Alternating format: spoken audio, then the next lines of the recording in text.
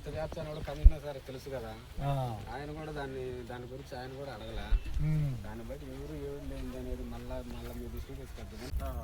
NTR colony అని చెప్పేసి ఒకటి కలెక్టర్ గారికి తప్పుడు సమాచారం ఇచ్చారు సార్ వాళ్ళు. సరే ఇచ్చేసి ఈడంతా పట్టాలు క్యాన్సిల్ అని చెప్తే అప్పుడు పోలీసు పెట్టి కొట్టించారు. ఇది కూడా సీఏగా ట్రాన్స్ఫర్ కాకపోతే ఇది కూడా కొట్టేది.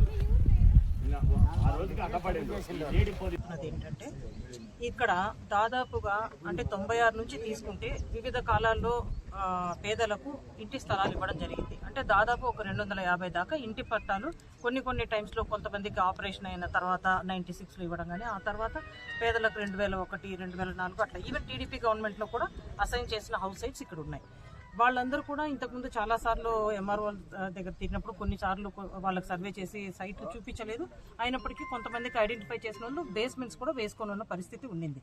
అయితే ఈరోజు కొత్తగా కూటమి ప్రభుత్వం అధికారంలోకి రాగానే వీళ్ళు పేదలకు హౌస్ సైట్స్ ఇస్తామని ఆల్రెడీ ఇక్కడ ఉన్న పేదలందరి బేస్మెంట్స్ కానీ ఏవైతే ఉన్నాయో అవన్నీ కూడా పగలగొట్టి ఈ ఏరియాలో ఇప్పుడు మనం ఎక్కడ నిలబడి ఉన్నామో ఇక్కడైతే ఎలక్షన్ అయిన ఇమ్మీడియట్గా ఒకరు ఇక్కడ పిచ్చుకుంట వర్గానికి చెందిన వాళ్ళు ఇల్లు వేసుకొని వాళ్ళ సామాన్లు మందులు అన్నీ పెట్టుకుంటే మొత్తం అంతా కూడా డిమాలిష్ చేయడం జరిగింది.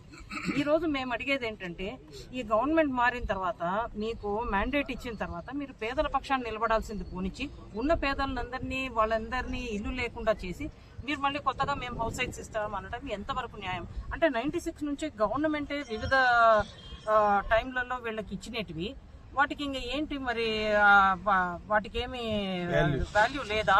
ఇలా మనమే ప్రజలకు నమ్మకం లేకుండా చేస్తే ఎట్లా? ఇది ఒకటే కాకుండా దీని వెనక ఒక పెద్ద కుట్ర ఉందన్నది అందరూ అనుకోవడం. అది కాకుండా ఈ గుంతపల్లి ఎస్సీ హరిజనవాడ అక్కడ గ్రామ కంటకం ఉంది. అది కూడా ఇప్పుడు ఈ మధ్యలో గవర్నమెంట్ మారిన తర్వాత అది మీరు కూడా కావాలంటే ప్రెస్ వాళ్ళు దాని మీద రీసెర్చ్ చేయమని కోరుతున్నాను. దాని స్టేటస్ మారిపోయింది. అది ఆన్లైన్ ప్రైవేట్ వాళ్ళకి ఎక్కింది. ఒక గ్రామ కంటకం ఎస్సీ హరిజనవాడలో ఓసీ కమ్యూనిటీ వాళ్లకు ఎలా ఎక్కుతుంది? ఇట్లా ఈ విధంగా పేద బడుగు బలహీన వర్గాలని ఇలా చేస్తే ఎట్లా? దీంట్లో అన్ని కులాలు అన్ని వర్గాల వాళ్ళలో బీద వాళ్ళందరూ ఇక్కడ సైట్స్ తీసుకున్నారు. ఇలా చేయటం ఎంతవరకు సబబని ఈ కూటమి ప్రభుత్వం వాళ్ళని అడుగుతున్నాము. మరి ముఖ్యంగా అధికారులు అసలు చాలా నిరంకుశతంగా ఉన్నారు. ఇక్కడ పోలీస్ వాళ్ళందరూ కూడా ఇంత దౌర్జన్యం చేస్తూ ఉంటే వాళ్ళందరూ కూడా జస్ట్ అట్లా ఒక ఏమంటారు, దే ఆర్ జస్ట్ వాచింగ్. అట్లా ఎవరికి కొమ్ము కాస్తున్నట్టు. మనం ప్రజల పక్షాన పనిచేయాలి. ఎవరైనా అధికారులైనా ప్రజాప్రతినిధులైనా ప్రజలకు అన్యాయం జరుగుతుంటే అందరూ ఒక వాచ్ చేస్తూ ఉన్నారు. కాబట్టి మేము అడిగేది ఏంటంటే, ఇక్కడ జెన్యూన్గా ఇచ్చిన పట్టాలు ఎన్ని, వీటన్నిటినీ కూడా రెవెన్యూ వాళ్ళు పరిశీలించాలా. ఎవరికి జెన్యూన్గా ఉంటే వాళ్ళకే దాన్ని కేటాయించాలి. మీరు పేదలకు ఇవ్వండి. ఎందుకంటే పెరుగుతూ ఉంటుంది టౌన్, ఎవరికి ఇల్లు లేవు, కాన్స్టెంట్గా ఇది రిక్వైర్మెంట్ ఉంటుంది. ఖచ్చితంగా మీరు ఐడెంటిఫై చేయండి. మీరు కూడా మీ హయాంలో ఇవ్వండి. కానీ ఆల్రెడీ ఉన్న వాళ్ళని బయటకు గంటేసి మీరు ఇస్తానడం ఎంతవరకు సబబు? ఈ ఏరియాలో పర్టికులర్గా మేము కోరేది ఏంటంటే, ఎవరికి ఇంతకుముందు ఇచ్చారో వాళ్ళందరి పట్టాలని మీరు పరిశీలించండి. వాళ్లకు మీరు సర్వే చేసి వాళ్లకు ఇవ్వండి. అసలు ఆ బేస్మెంట్లు అవన్నీ కూల్చేసిన దానికి కూడా వాళ్ళకి నష్టపరిహారం కూడా ఇవ్వాలా. తర్వాత ఇంకా ఎవరు అర్జీ ఇస్తారో వాళ్ళందరికీ కూడా మీరు జెన్యూన్గా ఉండే వాళ్లకు ఇంకొక ల్యాండ్ ఐడెంటిఫై చేసి ఇవ్వమని వైసీపీ పార్టీ తరఫు నుంచి మేమందరం కూడా ఈరోజు వాళ్ళ పక్షాన్ని నిలబడుతున్నాము.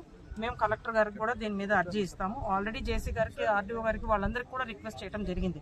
కానీ ఇన్ స్పైట్ ఆఫ్ అవర్ రిక్వెస్ట్లు మేము ఎన్నిసార్లు చెప్పినా కూడా అది యథావిధిగా వాళ్ళందరికీ తెలిసే ఇది జరిగింది. వాళ్ళందరూ ఎన్నిసార్లు చెప్పినా కూడా దాన్ని కనీసం టెంపరీగా స్టాప్ చేసి పరిశీలించే పరిస్థితి కూడా ఇప్పుడు అధికారులు తీసుకోవటం లేదు.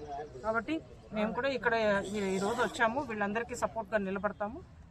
కలెక్టర్ గారిని కూడా త్వరలో మా పెద్దలు సార్ గోవిందరెడ్డి సార్ గారు, ఒకవేళ అవినాష్ రెడ్డి సార్ కూడా పార్లమెంట్ సెషన్స్ నుంచి ఆయన ఫ్రీగా ఉంటే ఆ సార్ను కూడా తీసుకొని లీడర్స్ అందరం కూడా వీళ్ళ బాధితులను తీసుకొని కలిసే ఇది కూడా ఉంటుంది. Thank you.